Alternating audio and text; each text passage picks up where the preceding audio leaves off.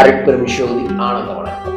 ஒவ்வொரு வாரமும் ஒரு தன்னம்பிக்கை ரகசியங்களை நான் உங்களுக்காக பதிவு செஞ்சுட்டு வரேன். ஒரு ட்ரெயின் ஒன்று போயிட்டு இருக்கு. சென்னையில இருந்து கோயம்புத்தூரை நோக்கி ட்ரெயின் போயிட்டு இருக்க ஒரு பையன் ஜன்னல் ஓரத்துல உட்கார்ந்துட்டு கத்துறான், அப்பா ட்ரெயின் வேகமாக போகுது அப்படின்னு. ஒரு 5 நிமிஷம் கழிச்சு மறுபடியும் அப்பா மரம் எல்லாம் பின்னாடி போய்கிட்டே இருக்குது அப்படிங்கிறாங்க.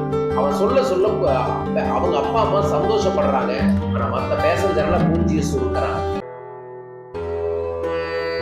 கொஞ்ச தூரம் வந்தோம்னா அப்பா மேல மேகம் வேற போகுது, நம்ம கூடயே மேகம் வருது, ப்ளூ கலர்ல இருக்குது, சூப்பர் அப்படின்னு சொல்லி கையை தட்டி சிரிக்கிறான்.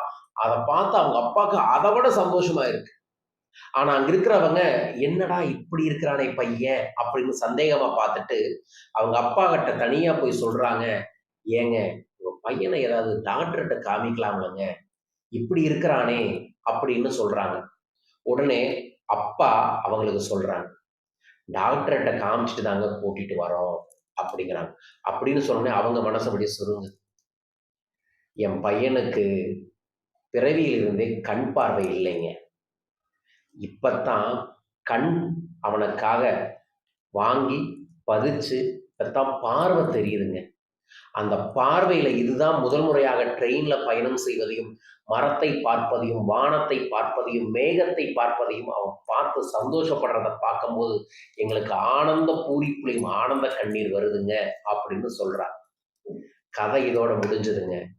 ஒருத்தர் கத்துறாரு, ஒருத்தர் அழுகிறாரு, ஒருத்தர் சோகமா இருக்கிறாரு, ஒருத்தர் சிரிக்கிறாரு அப்படின்னா அவங்கவங்க வாழ்க்கையில போய் நின்னாதான் அதோட உண்மைத்தன்மை என்னன்னு நினைக்கும். யாரையுமே வெளியிருந்து இவங்க இப்படித்தான் அப்படின்னு கணிக்க கூடாது, அவங்கள எடை போடக்கூடாது. அப்படி போடும் பொழுது நீங்க உண்மைத்தன்மையை தெரிஞ்சுக்கிட்டீங்கன்னா ரொம்ப வருத்தப்பட வேண்டியதாக இருக்கும். நம்மை சுற்றியும் நம்மையும் இப்படித்தான் மற்றவங்க பார்ப்பாங்க அப்படிங்கிறத